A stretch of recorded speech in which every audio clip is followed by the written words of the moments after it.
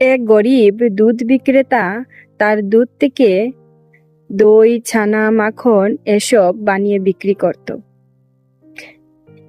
একটা দোকানের সাথে তার একটা বিশ্বস্ত পরিচয় হয়ে যায়।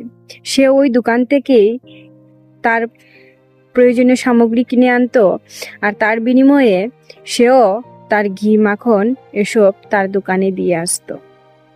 এভাবেই বেশ কিছুদিন ধরে তাদের সামগ্রী আদান প্রদান চলছিল। হঠাৎ একদিন দোকানদার ভাবলো, আজকে আমি ওনার ঘি মাখনগুলা একবার মেপে দেখব। এই ভেবে তিনি মাখনটা মাপলেন। দেখেন মাখনের মধ্যে 100 গ্রাম কম আছে। তখন তিনি অপেক্ষা করলেন যে পরদিন যখন সেই দুধ বিক্রেতা আবার আসবে তখন তাকে এর জবাব দিতে হবে।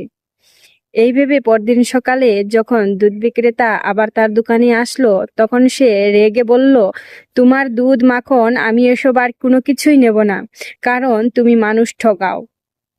সে বলল, আমি তো কোনোদিন মানুষ ঠগাইনি, আমার কি অপরাধ হয়েছে আমাকে একটু বলুন।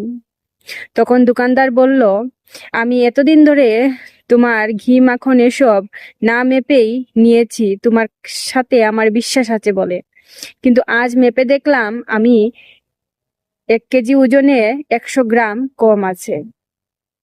তখন সেই দুধ বিক্রেতা বলল, এখানে আমার কোনো দোষ নেই, আমি এতটাই গরিব যে আমার দুধ, মাখন এসব বিক্রি করে সংসারই চলে না, এই জন্য ওজন মাপার সেই পাথরটা আমি কিনতে পারিনি। তাই যাওয়ার সময় আমি যে আপনার দোকান থেকে 1 কেজি চিনি নেই, তাই আমি দাঁড়িপাল্লায় রাখি, এক পাশে আপনার চিনি আর এক পাশে আমি আমার মাখন রাখি। তো বন্ধুরা, এই গল্পটা থেকে তোমরা কি বুঝতে পারলে যে যেমন কর্ম তেমন ফল। কর্ম কথা অবশ্যই বলে। কলা বিক্রেতা ভাবে, আমি কলায় ভেজাল মিশাচ্ছি, আমি তো এই কলা খাই না। সবজি বিক্রেতা ভাবে, এই সবজিতে আমি ভেজাল মিশাচ্ছি, এই সবজি তো আমি খাই না। কিন্তু ঘুরে ফিরে দেখো, সেই সব জিনিস আবার নিজের কাছেই ফিরে আসে। ভিডিওটা ভালো লাগলে অবশ্যই একটা লাইক আর শেয়ার করে দিবেন।